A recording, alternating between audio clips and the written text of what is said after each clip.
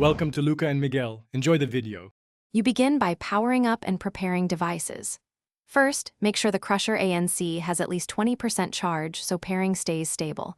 Then press and hold the power button until the LED flashes. Next, open Bluetooth on your phone or PC, make sure it's discoverable. Once done, keep the headphones close within 1 meter because proximity reduces dropouts and speeds discovery. Now move directly to pairing mode. You'll see the LED blink faster when the headset is ready to connect.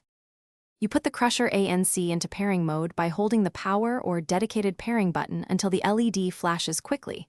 That indicates advertising. On your device, scan and tap Crusher ANC. Allow any pairing prompts and accept connection. Once connected, verify the device shows audio output to the headset and make sure active noise canceling is enabled if you need it.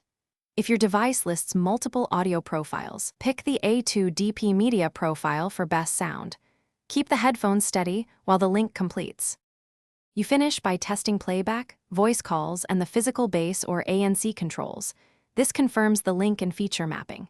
If the headset won't pair, perform a factory reset. Power off, then hold the power button for 10 seconds until LED indicates reset and retry pairing.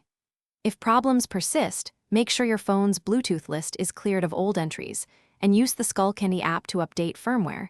This often fixes stability issues. One key tip: restart your phone before a second pairing attempt to clear Bluetooth cache.